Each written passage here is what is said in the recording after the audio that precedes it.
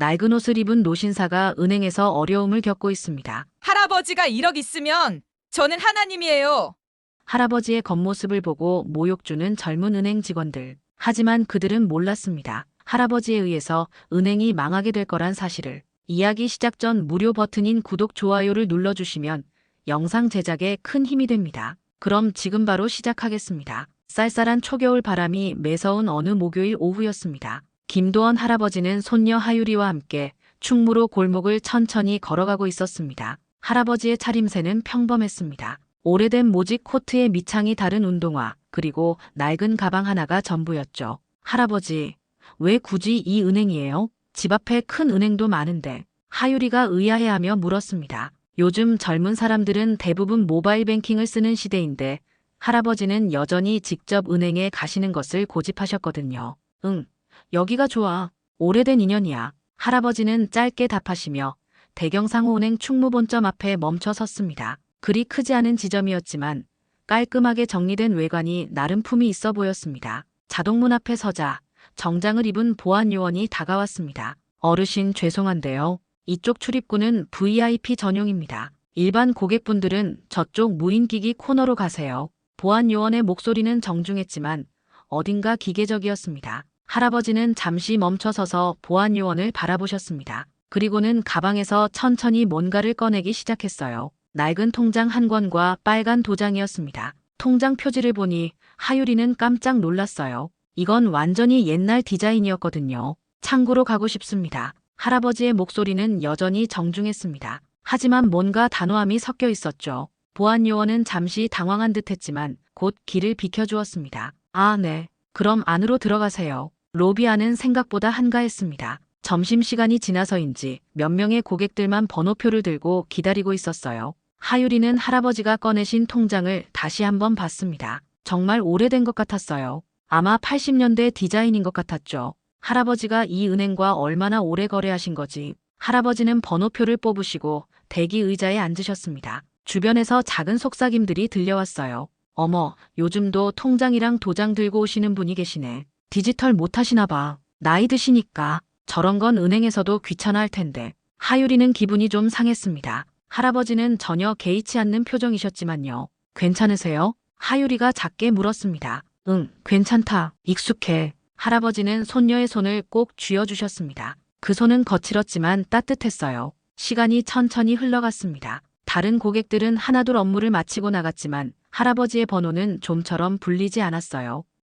할아버지 번호는 언제 부르는 거예요? 하유리가 안내 데스크에 물어보려고 하자 할아버지가 조용히 말리셨습니다. 기다리자. 순서가 있는 법이니까. 할아버지의 목소리에는 어떤 철학 같은 게 담겨 있었습니다. 마치 오랜 경험에서 우러나온 여유로움 같은 거였죠. 드디어 번호가 불렸습니다. 32번 고객님, 3번 창구로 오세요. 할아버지는 천천히 일어나셨습니다. 하유리도 함께 따라갔어요. 3번 창구에는 젊은 여직원이 앉아 있었습니다. 이름표를 보니 윤세민이라고 되어 있었어요. 신입사원인 듯 보였는데 뭔가 바쁜 듯한 표정을 하고 있었습니다. 할아버지가 창구 앞에 앉기도 전에 세민 씨가 먼저 말을 꺼냈어요. 네, 빨리 말씀하세요. 바쁘거든요. 그 순간 하유리는 뭔가 이상하다는 느낌을 받았습니다. 고객한테 저런 식으로 말하는 게 맞나 싶었거든요. 하지만 더 큰 충격은 이제부터 시작이었습니다. 할아버지는 여전히 차분한 목소리로 말씀하셨습니다. 1억 원 인출하고 싶습니다. 세민 씨는 컴퓨터 화면을 대충 보더니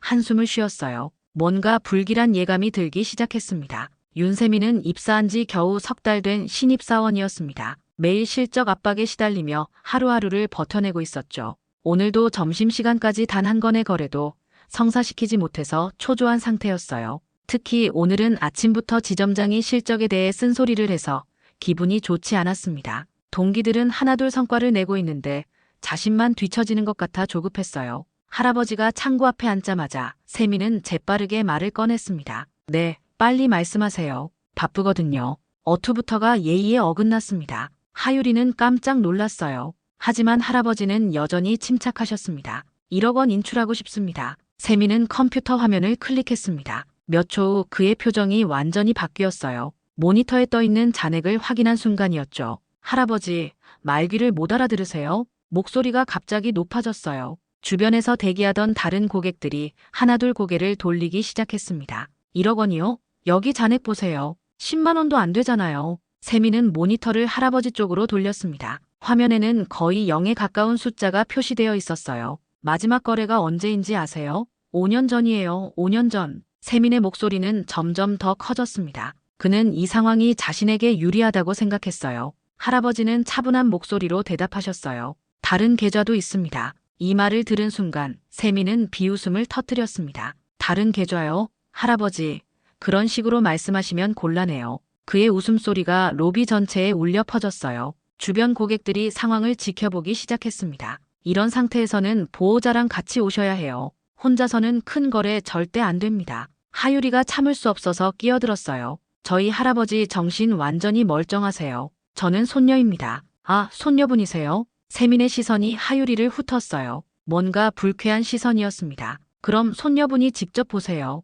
여기 화면에 나온 잔액이 얼마나 되는지. 세민이 모니터를 더 세게 톡톡 쳤어요. 거의 없잖아요. 10만 원도 안 되는 잔액으로 1억 원을 인출하겠다고 하시는 거예요? 주변에서 웅성거림이 시작됐습니다. 어머, 요즘 저런 경우 많대. 치매 초기 증상 아닐까? 가족들이 좀 신경 써야 하는데. 불쌍하긴 하지만 은행도 곤란하겠어. 하유리의 얼굴이 점점 빨갛게 달아올랐습니다. 사람들의 시선이 동정과 비웃음이 뒤섞인 것 같아서 견딜 수 없었어요. 세미는 점점 흥에 겨워했습니다. 주변의 관심을 받으니까 더 신이 났어요. 할아버지, 현실을 좀 받아들이세요. 여기는 은행이에요. 복권 판매소가 아니라고요. 웃음소리가 여기저기서 터져나왔습니다. 세미는 더욱 기세를 올렸어요. 정말로 할아버지가 1억 원이 있으시다면요.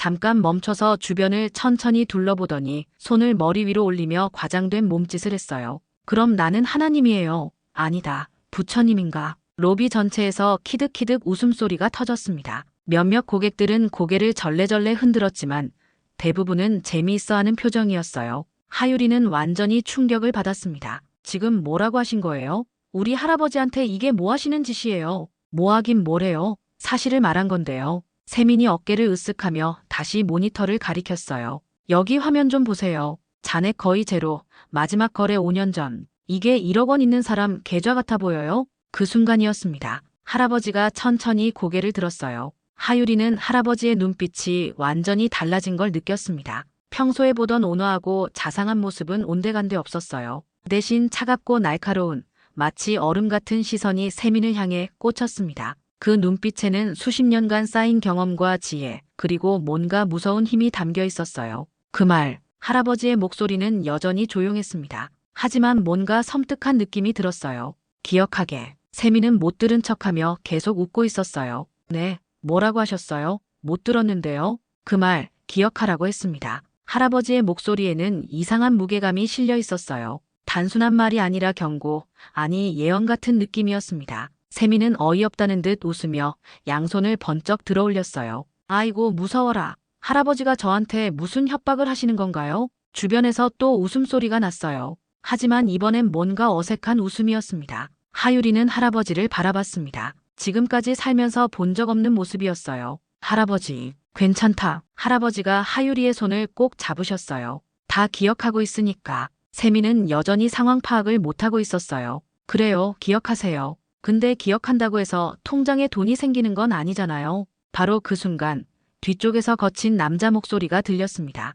야, 뭔 소리가 이렇게 시끄러워. 오태성 지점장이 사무실에서 나오고 있었습니다. 얼굴에는 짜증이 가득했어요. 상황이 더욱 복잡해지려는 순간이었습니다. 세미는 여전히 자신이 뭘 잘못했는지 모르고 있었고 할아버지의 차가운 시선만이 점점 더 무서워지고 있었어요. 오태성 지점장이 사무실에서 나왔습니다. 48살의 그는 이 지점을 맡은 지 3년째였어요. 전형적인 관료주의 성향을 가진 사람이었습니다. 규정과 매뉴얼을 방패막이로 삼아 모든 상황을 처리하는 게 그의 방식이었죠. 오늘도 오후 회의 준비로 바빴던 그는 로비에서 들려오는 소란 소리에 짜증이 났어요. 지점 운영에 방해가 되는 모든 요소들을 그는 싫어했습니다. 특히 노인 고객들의 복잡한 요구사항은 업무 효율성을 떨어뜨린다고 생각했어요. 오태성은 상황도 제대로 파악하지 않은 채 큰 걸음으로 다가왔습니다. 그의 얼굴에는 귀찮음과 짜증이 역력했어요. 세민이 고객과 실랑이를 벌이는 모습을 보니 더욱 기분이 나빠졌습니다.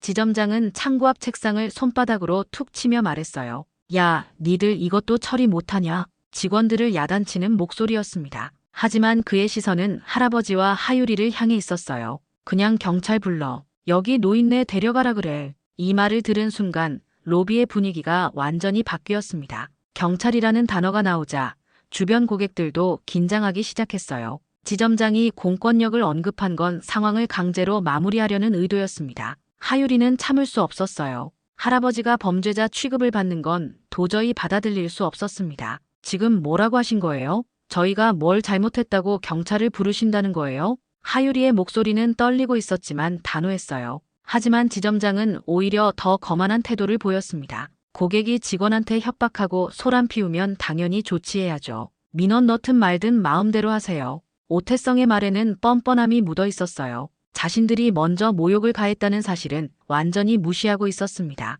그에게는 고객의 인권보다 지점 운영의 편의가 더 중요했어요. 주변 고객들은 이 상황을 어떻게 받아들여야 할지 몰라 했습니다. 어떤 이는 고개를 젓고 어떤 이는 못 본 척하려 했어요. 하지만 대부분은 구경꾼 심리로 지켜보고 있었습니다. 할아버지는 지금까지 참고 계셨지만 드디어 한계에 다다랐어요. 경찰 운운하며 자신을 범죄자 취급하는 것도 모자라 손녀 앞에서 모욕을 당하는 상황이 더는 견딜 수 없었습니다. 이 양반들아. 할아버지의 목소리가 처음으로 높아졌어요. 지금까지의 온화함은 완전히 사라지고 분노가 섞인 목소리였습니다. 나 완전 멀쩡하다고. 감히 나를 손녀 앞에서 모욕해. 할아버지의 분노는 오랫동안 쌓인 것들이 한꺼번에 터져 나오는 것 같았어요. 단순히 오늘의 일만이 아니라 그동안 노인이라는 이유로 받아온 무시와 차별에 대한 분노였습니다. 두고 보자. 이 한마디에는 이상한 힘이 실려 있었어요. 단순한 화난 노인의 푸념이 아니라 뭔가 확신에 찬 경고 같았습니다. 하지만 지점장과 직원들에게는 그저 노인의 헛소리로만 들렸어요. 오태성은 경비원에게 눈짓했습니다. 상황을 빨리 정리하라는 신호였어요. 보안 요원이 다가왔습니다. 그는 형식적으로 고개를 숙이며 사과했지만 행동은 달랐어요. 죄송합니다만 밖으로 나가주셔야겠습니다. 할아버지와 하유리는 어쩔 수 없이 은행 문 밖으로 나가야 했어요. 억지로 끌려나가는 건 아니었지만 사실상 강제퇴거나 다름없었습니다. 문턱을 넘어서면서 할아버지는 마지막으로 로비를 천천히 둘러보셨어요. 그 시선에는 실망과 분노, 그리고 뭔가 차가운 결의가 담겨 있었습니다. 하유리는 할아버지의 뒷모습을 보며 가슴이 아팠어요. 평생 성실하게 살아오신 할아버지가 이런 모욕을 당하는 걸 보는 건 너무 힘들었습니다. 은행 밖으로 나오자 할아버지가 마지막으로 한마디 더 하셨어요. 나중에 두고 봅시다. 그 목소리는 조용했지만 뭔가 무서운 결의가 담겨 있었어요. 더 이상 온화한 할아버지의 목소리가 아니었습니다. 은행 안에서는 지점장과 직원들이 안도의 한숨을 쉬고 있었어요. 귀찮은 고객을 내보냈다는 생각뿐이었습니다. 세미는 여전히 자신이 한 말의 심각성을 깨닫지 못하고 있었어요. 휴, 이제 조용하겠네. 오태성이 중얼거렸습니다. 하지만 그들은 몰랐어요. 이게 끝이 아니라 시작이라는 걸 말이죠. 로비에 남은 고객들은 어색한 분위기 속에서 각자의 업무를 처리했어요. 몇몇은 방금 벌어진 일에 대해 불편함을 느꼈지만 직접 나서지는 않았습니다. 할아버지의 마지막 시선이 너무 강렬했어요. 마치 이 모든 걸 기억하겠다는 듯한 차갑고 날카로운 눈빛이었습니다. 은행 앞 인도에 서 있던 할아버지는 주머니에서 휴대폰을 꺼내셨어요. 오래된 모델이었지만 깔끔하게 관리되어 있었습니다. 할아버지의 손가락이 전화번호를 누르는 동작은 매우 자연스러웠어요. 하유리는 할아버지가 누구에게 전화하시는지 궁금했습니다. 지금까지 본 적 없는 할아버지의 모습에 당황스러웠어요. 평소에 온화하고 조용하신 분이 아니라 뭔가 단호하고 결연한 의지를 보이고 계셨거든요. 전화가 연결되자 할아버지가 짧고 명확하게 말씀하셨어요. 김 변호사, 지금 일이 좀 생겼어. 지금 당장 와봐. 목소리에는 평소와 다른 긴급함이 묻어 있었습니다. 하유리는 할아버지가 변호사와 연락하는 걸 보고 더욱 놀랐어요. 할아버지한테 개인 변호사가 있다는 건 생각해 본 적이 없었거든요. 전화를 끊으신 할아버지는 하유리의 손을 다시 잡으셨어요. 조금만 기다리자. 곧 올 거야. 할아버지의 목소리는 차분해졌지만 눈빛은 여전히 날카로웠습니다. 15분 정도 지났을까요? 검은색 세단 한 대가 은행 앞에 멈춰 섰어요. 차에서 내린 사람은 단정한 정장을 입은 중년 남성이었습니다. 김태주 변호사였어요. 45살 정도로 보이는 그는 서류 가방을 들고 빠른 걸음으로 다가왔습니다. 김태주는 할아버지를 보자마자 상황의 심각성을 직감했어요. 오랫동안 할아버지의 법률 업무를 담당해온 그였기에 할아버지의 표정만 봐도 무슨 일인지 알 수 있었습니다. 무슨 일이십니까? 김태주가 조심스럽게 물었어요. 할아버지는 방금 전 일어난 일들을 간단 명료하게 설명하셨습니다. 은행에서의 모욕, 직원의 막말, 지점장의 경찰 언급까지 모든 걸 차근차근 말씀하셨어요. 김태주의 얼굴이 점점 어두워졌습니다. 그는 할아버지의 성격을 누구보다 잘 알고 있었어요. 평소에는 온화하지만 선을 넘으면 절대 그냥 넘어가지 않는 분이라는 걸 말이죠. 회장님, 일단 진정하시고. 김태주가 온건론을 펴려는 순간 할아버지가 핵심적인 질문을 던지셨어요. 지금 당장 뺄 수 있는 돈이 얼마지? 김태주는 잠시 당황했어요. 할아버지의 어조에서 심상치 않은 결의를 느꼈거든요. 그는 태블릿을 꺼내어 빠르게 확인했습니다. 현금성 자산과 즉시 현금화 가능한 것들 합쳐서 대략 7천억 정도 됩니다. 하유리는 이 숫자를 듣고 깜짝 놀랐어요. 7천억이라는 어마어마한 금액을 할아버지가 가지고 계신다는 게 믿어지지 않았습니다. 할아버지는 고개를 끄덕이며 다음 질문을 하셨어요. 저 은행 자기 자본이랑 유동성은 어떻게 돼? 소형 지방은행이라 규모가 작습니다. 고액 인출이 한 번에 터지면 금융감독원 경보가 바로 들어갈 겁니다. 김태주의 대답은 정확했어요. 그는 이미 상황을 파악하고 있었습니다. 할아버지의 마지막 질문이 나왔어요. 이 돈 빼면 저 은행은 어떻게 되지? 김태주는 잠시 망설이다가 솔직하게 대답했어요. 망하기 직전까지 갑니다. 아마 금감원 특별 조치가 들어갈 겁니다. 김태주는 마지막으로 만류해보려 했습니다. 그동안 할아버지를 보좌해온 경험으로 볼 때 이런 극단적인 조치는 할아버지 성격에 맞지 않았거든요. 회장님, 너무 과격한 게 아닐까요? 다른 방법도. 하지만 할아버지는 이미 결심을 굳히신 상태였어요. 하유리의 떨리는 눈을 보신 순간 모든 망설임이 사라졌습니다. 본때를 보여줄 때다. 할아버지의 목소리는 단호했어요. 그리고 하유리를 보시며 따뜻하게 말씀하셨습니다. 할아버지가 아직 강한 걸 보여줄게. 이 말에는 여러 의미가 담겨 있었어요. 손녀 앞에서 무력하게 당하고만 있을 수 없다는 의지, 그리고 잘못된 걸 바로잡겠다는 정의감이 섞여 있었습니다. 바로 그때였어요. 은행에서 점심을 사러 나온 직원들이 이 장면을 보고 빈정거리기 시작했습니다. 저 할아버지 아직도 여기 있네. 또 무슨 이상한 짓 하려나 봐. 경찰 부른다니까 그제야 나갔으면서. 직원들의 비웃음 섞인 대화가 할아버지 귀에 들렸어요. 이것이 마지막 도화선이 되었습니다. 김태주는 할아버지의 표정 변화를 보고 더 이상 만류하지 않았어요. 대신 실무적인 준비에 들어갔습니다. 그럼 바로 진행하겠습니다. 어떤 순서로 하시겠습니까? 할아버지는 천천히 은행을 바라보며 말씀하셨어요. 정면으로 들어간다. 당당하게. 김태주는 핸드폰을 꺼내어 몇 군데 연락을 취하기 시작했어요. 할아버지의 결심이 확고하다는 걸 확인했으니 이제는 완벽하게 실행하는 게 자신의 몫이었습니다. 하유리는 이 모든 상황이 현실 같지 않았어요. 평범한 할아버지라고 생각했던 분이 실제로는 이런 엄청난 힘을 가지고 계셨다는 게 믿어지지 않았습니다. 할아버지는 하유리의 손을 꼭 잡으시며 말씀하셨어요. 무섭지? 하유리가 고개를 끄덕이자 할아버지가 미소 지으셨어요. 괜찮다. 할아버지가 지켜줄 테니까. 그 순간 하유리는 할아버지의 진짜 모습을 보는 것 같았어요. 겉으로는 평범해 보이지만 속으로는 강인하고 의리 있는 분이라는 걸 말이죠. 준비가 끝나자 할아버지가 마지막으로 말씀하셨어요. 들어가자. 하유리는 할아버지가 멋있어 보이기도 했지만 속으론 또 걱정이 앞섰어요. 점심시간이 지나자 대경상호은행 충무본점은 기묘할 만큼 한가로워졌습니다. 아까의 소란이 거짓말처럼 조용해진 로비에는 몇 명의 고객만 남아 있었어요. 직원들은 각자 자리로 돌아가 일상적인 업무를 처리하고 있었습니다. 오태성 지점장은 사무실로 들어가며 만족스러운 표정을 지었어요. 귀찮은 고객을 깔끔하게 처리했다는 생각에 기분이 좋았습니다. 그는 의자에 앉아 커피를 한 모금 마시며 농담처럼 말했어요. 아, 노인네들 다 내쫓으니까 이제 할 일이 없네. 그의 목소리에는 안도감이 묻어 있었어요. 복잡한 고객들이 없으니 지점 운영이 한결 수월해 보였습니다. 윤세민은 휴게실에서 동료들과 함께 점심을 먹으며 아까 일을 자랑스럽게 떠들고 있었어요. 아까 그 할아버지 봤어? 1억 원 있으면 내가 하나님이래. 세민은 손짓 발짓을 섞어가며 상황을 재현했어요. 동료들이 웃자 더욱 신이 났습니다. 진짜 대박이었어. 잔액 10만 원도 안 되는데 1억 원 인출하겠다고. 다른 직원들도 키득키득 웃으며 맞장구 쳤어요. 그들에게 아까의 일은 그저 재미있는 에피소드일 뿐이었습니다. 한 노인의 존엄성이 짓밟혔다는 사실은 전혀 중요하지 않았어요. 세민은 아예 자신의 SNS에 글까지 올릴 생각이었어요. 물론 고객 정보는 빼고 상황만 재미있게 각색해서 말이죠.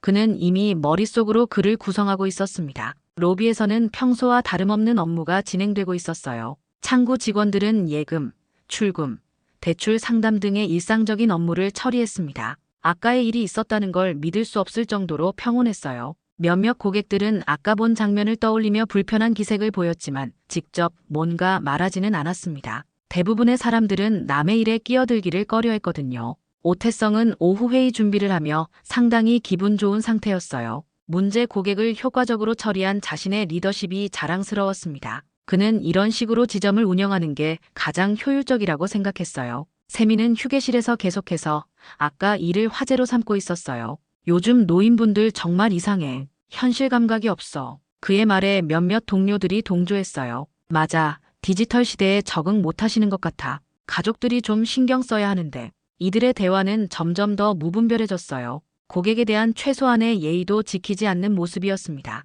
바로 그때였습니다. 은행 정문이 열리며 여러 명의 사람들이 들어왔어요. 정장을 입고 서류 가방을 든 이들의 모습은 평범한 고객과는 달랐습니다. 그들은 신분증 같은 걸 꺼내어 보이며 안내 데스크로 다가갔어요. 앞장선 남자가 명확한 목소리로 말했습니다. 대경상호은행 본부 감사팀입니다. 현 시간부로 이 지점에 대한 특별 감사를 실시합니다. 로비의 분위기가 순식간에 얼어붙었어요. 감사팀이라는 단어만으로도 모든 직원들의 표정이 굳어졌습니다. 감사팀장이 계속 말했어요. 고객 모욕 및 기만 행위에 대한 신고가 접수되어 긴급 감사에 들어갑니다. 오태성이 사무실에서 급하게 나왔어요. 상황을 파악하자마자 그의 얼굴이 창백해졌습니다. 감사팀이 왜 갑자기 무슨 일입니까? 오태성은 당황한 기색을 숨기려 했지만 목소리가 떨리고 있었어요. 지점 내부 권한으로 처리할 수 있는 사안 아닙니까? 하지만 감사팀장의 대답은 단호했어요. 이미 본부 결정 사항입니다.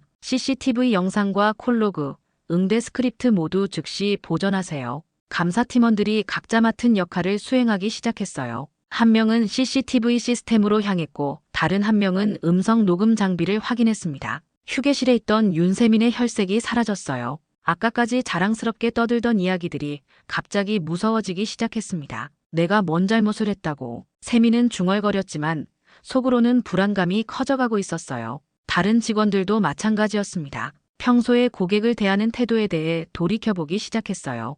혹시 자신들도 문제가 될 만한 행동을 하지 않았나 걱정되기 시작했습니다. 감사팀은 체계적으로 움직였어요. 그들의 행동은 전문적이고 효율적이었습니다. 이미 무엇을 찾아야 하는지 정확히 알고 있는 것 같았어요. 로비에 있던 고객들도 긴장한 기색이었어요. 갑작스러운 상황 변화에 어떻게 반응해야 할지 몰라 했습니다. 오태성은 감사팀장에게 다시 한번 물어봤어요. 정확히 어떤 혐의입니까? 고객 모욕, 개인정보 오남용, 서비스 기준 위반 등입니다. 자세한 내용은 조사 과정에서 확인하겠습니다. 감사팀장의 대답은 간결하고 명확했어요. 몇몇 직원들이 서로 눈빛을 교환했어요. 그 중에는 이해할 수 없다는 표정도 있었고 걱정스러워하는 표정도 있었습니다. 그 할아버지, 뭔가 있는 분 아니야? 한 직원이 작은 목소리로 중얼거렸어요. 다른 직원들도 고개를 끄덕였습니다. 아까의 상황이 단순한 해프닝이 아니었다는 걸 깨닫기 시작한 거죠. 세미는 점점 더 불안해졌어요. 자신의 말과 행동이 모두 기록되어 있다는 사실이 무서웠습니다. 감사팀은 계속해서 증거를 수집했어요. 그들의 움직임은 신속하고 정확했습니다. 감사팀의 등장으로 직원들은 불안과 동시에 의문이 가시질 않았어요. 도대체 할아버지가 뭐길래 이렇게까지 하나 싶은 생각뿐이었죠. 감사팀의 조사가 한창 진행 중일 때였습니다. 대경상호은행 충무본점의 자동문이 다시 열렸어요. 이번에는 완전히 다른 분위기였습니다. 김도원 할아버지가 들어오시는 모습부터가 달랐어요. 아까의 낡은 옷차림이 아니라 깔끔한 정장을 입고 계셨습니다. 그 뒤로 김태주 변호사와 몇 명의 수행원들이 따라 들어왔어요. 모두 단정한 복장에 서류 가방을 든 모습이었습니다. 로비에 있던 사람들이 하나둘 고개를 돌려 이들을 바라봤어요. 아까와는 완전히 다른 아우라가 느껴졌습니다. 할아버지의 걸음걸이부터가 달랐어요. 자신감과 위엄이 묻어나는 모습이었죠. 감사팀장이 가장 먼저 할아버지를 알아봤습니다. 그는 즉시 자리에서 일어나 정중하게 인사했어요. 협조 부탁드립니다. 김 회장님. 이 한마디가 로비 전체의 분위기를 완전히 바꿔놨어요. 회장님이라는 호칭이 울려 퍼지자 모든 사람들이 술렁이기 시작했습니다. 직원들의 얼굴에 당황스러움이 가득했어요. 특히 윤세민은 완전히 얼어붙은 표정이었습니다. 아까 자신이 하나님이라고 비웃었던 그 할아버지가 회장님이라고 불리는 걸 보고 있으니 현실감이 없었어요. 오태성 지점장도 마찬가지였습니다. 경찰을 부르겠다고 협박했던 상대가 이렇게 당당하게 다시 나타난 상황을 이해할 수 없었어요. 할아버지는 천천히 윤세민이 있는 창구로 걸어가셨습니다. 그 걸음 하나하나에 무게감이 실려 있었어요. 로비에 있던 모든 사람들의 시선이 할아버지에게 집중됐습니다. 세민의 창구 앞에 서신 할아버지는 조용하지만 또렷한 목소리로 물어보셨어요. 아까 뭐라고 했지? 세민은 입술이 파르르 떨리며 대답하지 못했어요. 할아버지가 계속 말씀하셨습니다. 할아버지가 1억 원 있으면 내가 하나님이라고 했지. 로비에 있던 모든 사람들이 숨을 죽였어요. 아까의 그 막말이 고스란히 되돌아오는 순간이었습니다. 할아버지는 김태주 변호사에게 눈짓하셨어요. 변호사는 즉시 가죽 서류철을 열어 두꺼운 서류 뭉치를 꺼냈습니다. 여기 대경상호은행 예치 총괄표다. 할아버지가 서류를 창구 위에 올려놓으셨어요. 표지에는 김도원의 이름과 함께 어마어마한 숫자들이 나열되어 있었습니다. 감사팀장이 그 서류를 보고 고개를 끄덕였어요. 이미 알고 있던 내용이었지만 실제 서류로 보니 그 규모가 더욱 실감났습니다. 할아버지의 목소리가 로비 전체에 울려 퍼졌어요. 여기 7천억이다. 됐냐? 7천억이라는 숫자에 로비에 있던 모든 사람들이 경악했습니다. 고객들도 직원들도 모두 믿을 수 없다는 표정을 지었어요. 할아버지는 윤세민을 똑바로 바라보며 다시 물어보셨습니다. 너는 하나님 맞냐? 세민은 완전히 말을 잃었어요. 얼굴이 새하얗게 질려서 입술만 달달 떨고 있었습니다. 아까까지 당당하게 비웃던 모습은 온데간데 없었어요. 오태성 지점장의 다리가 후들거렸습니다. 7천억이라는 금액이 이 작은 지점에 미칠 파장을 생각하니 아찔했어요. 김태주 변호사가 전문적인 목소리로 말했어요. 고객님께서 전액 인출을 원하십니다. 감사팀장이 즉시 본부와 연결했어요. 본부 연결합니다. 긴급 승인 요망. 특별 고객 전액 인출 건입니다. 할아버지는 마지막으로 확인 사살을 하셨어요. 전액 인출. 오늘. 이 한마디에 지점 직원들의 얼굴이 완전히 굳어졌어요. 7천억 전액이 빠져나간다면 이 지점이 어떻게 될지 불 보듯 뻔했습니다. 오태성이 떨리는 목소리로 말했어요. 회장님, 저희가 죄송합니다. 하지만 할아버지의 표정은 차가웠어요. 이미 선을 넘어선 상황에서 사과는 의미가 없었습니다. 윤세민은 눈물을 흘리며 말했어요. 죄송합니다. 제가 잘못했습니다. 하지만 할아버지는 요동하지 않으셨어요. 감정에 휩쓸리지 않고 냉정하게 상황을 처리하고 계셨습니다. 로비에 있던 다른 고객들은 이 상황을 믿을 수 없다는 듯 바라봤어요. 영화에서나 볼 법한 일이 실제로 벌어지고 있었습니다. 김태주 변보사가 할아버지에게 속삭였어요. 절차상 시간이 좀 걸릴 것 같습니다. 상관없다. 오늘 안에 끝내자. 할아버지의 의지는 확고했어요. 감사팀원들은 이 모든 과정을 꼼꼼히 기록하고 있었습니다. 이 사건이 얼마나 중요한 케이스인지 잘 알고 있었거든요. 본부에서 연락이 왔어요. 감사팀장이 전화를 받고 난 후 고개를 끄덕였습니다. 승인 났습니다. 특별 절차로 진행하겠습니다. 오태성은 완전히 절망적인 표정이었어요. 지점장으로서 이런 상황을 막을 방법이 없었습니다. 세민은 여전히 울먹이며 사과하고 있었지만 할아버지는 쳐다보지도 않으셨어요. 하유리는 이 모든 상황을 지켜보며 할아버지의 진짜 모습을 깨달았어요. 평소의 온화한 모습 뒤에 이런 강력한 힘이 숨어 있었다는 게 놀라웠습니다. 드디어 모든 준비가 끝났습니다. 7천억 원의 전액 인출이 시작되려는 순간이었어요. 김도원 할아버지의 전액 인출 소식은 생각보다 훨씬 빠르게 퍼져나갔습니다. 금융권 내부 네트워크를 통해 이 충격적인 뉴스가 전해지기 시작한 거죠. 7천억이라는 어마어마한 금액이 한 번에 인출된다는 소식에 업계 전체가 술렁였어요. 오후 3시쯤부터 언론사 기자들이 하나둘 나타나기 시작했습니다. 경제 전문 기자들이 가장 먼저 도착했어요. 이들은 이미 내부 정보를 통해 상황의 심각성을 파악하고 있었습니다. 첫 번째 속보가 터진 건 오후 4시였어요. 인터넷 포털 사이트 메인 화면에 빨간 글씨로 속보가 떴습니다. 지방은행 직원 막말 논란, 거액 고객 전액 인출로 파산 위기. 이 뉴스를 본 사람들의 반응은 폭발적이었어요. 온라인 커뮤니티와 SNS에서는 이 사건에 대한 논의가 활발하게 이루어지기 시작했습니다. 계속해서 후속 보도가 이어졌어요.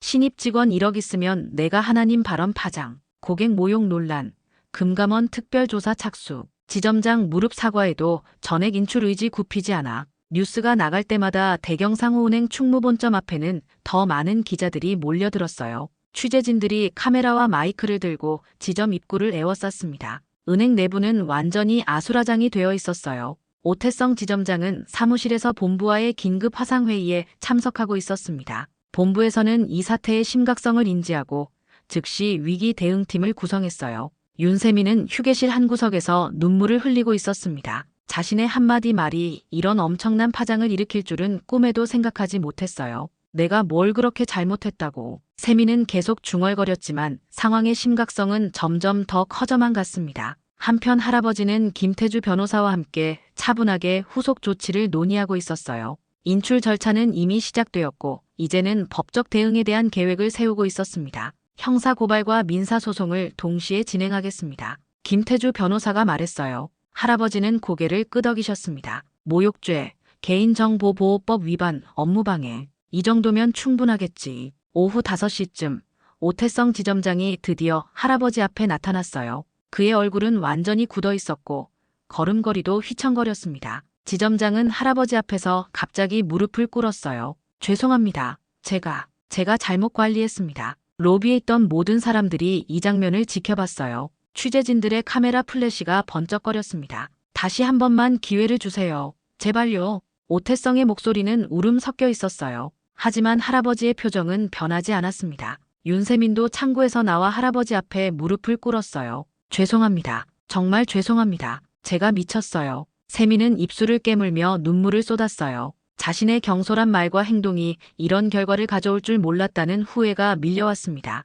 하지만 할아버지는 여전히 냉정했어요. 감정에 휩쓸리지 않고 원칙적으로 대응하고 있었습니다. 김태주 변호사가 할아버지를 대신해서 말했어요. 이미 법적 절차에 들어간 상황입니다. 형사고발장도 이미 준비되어 있습니다. 할아버지가 직접 입을 열었어요. 너 아까 나한테 반말했지? 모욕 줬지? 세민이 고개를 끄덕였어요. 모욕죄로 고소한다. 법정에서 보자. 할아버지의 목소리는 조용했지만 단호했습니다. 이미 돌이킬 수 없는 선을 넘어선 상황이었어요. 기자들이 할아버지에게 질문을 던지기 시작했어요. 어떤 심정이십니까? 금전적 보상보다는 사과를 원하시는 건 아닙니까? 하지만 할아버지는 간단하게 답변했어요. 잘못은 반드시 책임져야 합니다. 김태주 변보사가 업무방해, 개인정보보호법 위반, 모욕죄 등의 쟁점을 정리해서 진술서를 작성하기 시작했어요. 이 모든 과정이 체계적이고 전문적으로 진행되고 있었습니다. 은행 밖에서는 인출대기 고객들의 줄이 길게 늘어서기 시작했어요. 뉴스를 본 다른 고객들이 혹시라도 하는 마음에 자신들의 예금을 찾으러 온 거였습니다. 우리 돈은 괜찮겠지? 은행이 망하는 건 아니겠지? 고객들 사이에서 불안한 속삭임이 오갔어요. 인터뷰를 요청하는 기자들이 줄을 이었습니다. 할아버지를 직접 만나지는 못했지만 주변 고객들과 상황을 목격한 사람들을 인터뷰했어요. 평소에 은행 응대가 어땠는지 물어보고 싶습니다. 이런 일이 또 있었는지 증언해 주실 수 있나요? 취재는 점점 더 깊이 들어가고 있었어요. 저녁 9시 뉴스에서는 이 사건이 톱뉴스로 다뤄졌습니다. 지방은행 직원의 고객 모욕 발언이 7천억 원 인출 사태로 번졌습니다. 뉴스 앵커의 목소리가 전국에 울려 퍼졌어요. 할아버지는 하유리와 함께 조용히 은행을 나서셨어요. 오늘의 일은 이제 법정에서 결판이 날 예정이었습니다. 할아버지, 정말 법정까지 가실 거예요? 하유리가 물었어요. 응, 잘못된 건 바로 잡아야 해. 할아버지의 대답은 확고했습니다. 과연 할아버지의 이 행동은 어떤 결과를 불러올지 하유리는 아직은 알지 못했습니다. 김도원 할아버지의 7천억 원 인출 소식이 확정되자 금융업계 전체가 움직이기 시작했습니다. 이런 거액의 자산가가 시장에 나왔다는 것은 모든 금융기관에게 절호의 기회였거든요. 가장 먼저 움직인 곳은 국내 시중은행들이었어요. 할아버지의 휴대폰에는 오후부터 계속해서 전화가 걸려왔습니다. 프리미엄 뱅킹 센터, VIP 전용 상담사, 프라이빗 뱅킹 팀장들이 앞다투어 연락했어요. 김 회장님, 저희 한서서은행에서 연락드립니다. 최고 등급의 서비스를 제공해드리고 싶습니다. 첫 번째 전화는 국내 최대 시중은행에서 걸려왔어요. 상대방은 최대한 정중하고 격식 있는 말투로 할아버지에게 제안했습니다. 두 번째, 세 번째 전화도 연이어 걸려왔어요. 평생 VIP 서비스를 제공해드리겠습니다. 전용 라운지와 개인 컨시어지 서비스까지 모든 걸 준비했습니다.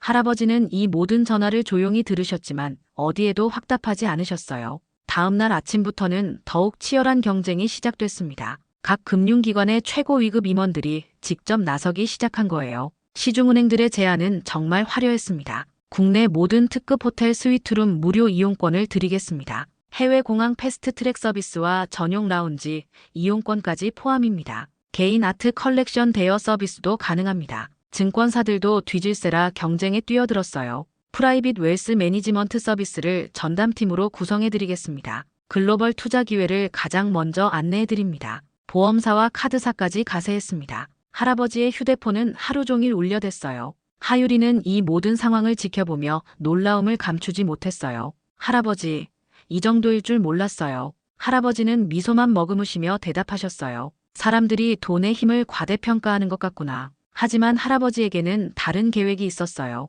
각 금융기관에서 보내온 제안서들을 살펴보시더니 특별한 요구사항을 추가하기 시작하셨습니다. 김태주 변호사가 할아버지의 지시를 받아 각 기관에 연락했어요. 고객님께서 한 가지 조건을 추가하고 싶다고 하십니다. 상대방이 어떤 조건인지 궁금해하자 김태주가 설명했어요. 모든 제안서 첫 페이지에 고객을 사람답게 대하는 표준에 대한 약속을 적어주시기 바랍니다. 각 금융기관 담당자들은 처음에는 이 요구사항을 이해하지 못했어요. 구체적으로 어떤 내용입니까? 겉모습, 나이, 말투와 무관하게 모든 고객에게 존칭과 기본적인 예의를 지킨다는 내용입니다. 이 조건을 들은 금융기관들의 반응은 다양했어요. 어떤 곳은 즉시 수용했고 어떤 곳은 형식적인 문구로 대충 넘어가려 했습니다. 하지만 할아버지는 이 부분을 절대 양보하지 않으셨어요. 각 제안서를 꼼꼼히 검토하시면서 진정성 있는 약속을 담은 곳들을 구별해 내셨습니다. 며칠 후 할아버지는 하유리와 함께 충무로를 다시 걸으셨어요. 그 며칠 사이 이 일대는 완전히 유명해져 있었습니다. 대경상호은행 충무본점은 아직도 기자들과 구경꾼들로 붐비고 있었어요. 할아버지, 어느 은행으로 정하실 거예요? 하유리가 물었어요. 아직 정하지 않았다. 할아버지의 대답은 의외였어요. 표준을 지키겠다고 약속한 곳들을 계속 지켜볼 거야. 말만이 아니라 실제로 행동하는지 말이다. 이 말을 들은 하유리는 할아버지의 진짜 의도를 깨달았어요. 단순히 좋은 대우를 받기 위한 게 아니라 금융업계 전체의 서비스 수준을 높이려는 거였습니다. 몇 주 후 할아버지의 선택에 대한 소식이 언론에 보도됐어요. 7천억 자산가, 아직 은행 선택 보류, 서비스 표준 지켜보겠다. 이 뉴스를 본 금융업계는 더욱 긴장했어요. 할아버지의 한마디 한마디가 업계 전체에 영향을 미치고 있었거든요. 한편 대경상호은행에서는 대대적인 개혁이 이루어지고 있었어요. 윤세민은 징계해고됐고 오태성 지점장도 좌천됐습니다. 새로운 지점장과 직원들이 배치되면서 완전히 새로운 서비스 문화를 만들어가고 있었어요. 어느 따뜻한 오후 할아버지는 하유리와 함께 충무로 길모퉁이 호빵 가게에서 호빵을 사셨어요. 하나 더 주세요. 할아버지가 따뜻하게 말씀하시자 가게 주인이 웃으며 호빵을 하나 더 담아줬어요. 할아버지, 하유리가 따뜻한 호빵을 받아들며 말했어요. 결국 사람의 문제네요. 그래, 맞다. 할아버지가 고개를 끄덕이시며 대답하셨어요. 돈은 표준을 위해 쓰일 때 빛난다. 그들이 걸어가는 길 위로 따뜻한 햇살이 내리쬐고 있었어요. 할아버지의 목소리가 나지막이 들렸습니다. 의리를 못 지킨 곳은 떠날 뿐이다. 하지만 표준을 지키는 곳은 내가 키운다. 이 한마디에는 할아버지의 철학이 모두 담겨 있었어요. 복수가 아니라 개선, 응징이 아니라 교육이 진짜 목적이었던 거죠. 몇 달 후 금융업계에서는 김도원 표준이라는 말이 생겨났어요. 고객을 대하는 기본적인 예의와 존중을 뜻하는 새로운 용어였습니다. 할아버지의 7천억은 결국 여러 금융기관에 분산 예치됐어요. 하지만 그 조건은 모두 동일했습니다. 서비스 표준을 지키는 한계 속 거래하고 그렇지 않으면 언제든 떠날 수 있다는 조건이었죠. 하유리는 이 모든 과정을 지켜보며 많은 걸 배웠어요. 진짜 힘이 무엇인지, 그리고 그 힘을 어떻게 써야 하는지 말이죠. 할아버지의 진짜 유산은 돈이 아니라 기준이구나. 하유리가 혼자 중얼거렸어요. 그렇게 대경상호은행 충무본점에서 시작된 작은 사건은 금융업계 전체를 바꾸는 큰 변화의 출발점이 되었습니다. 과연 할아버지의 표준이 얼마나 오래 갈까요? 그것은 앞으로 우리 모두가 지켜봐야 할 일이겠죠. 여러분, 겉모습으로 사람을 판단하면 안 된다는 교훈을 얻으셨나요? 진짜 힘은 돈이 아니라 올바른 기준을 세우는 것이었습니다. 이런 사이다 스토리가 더 듣고 싶으시다면 구독과 좋아요 부탁드려요. 다음 이야기에서 또 만나요.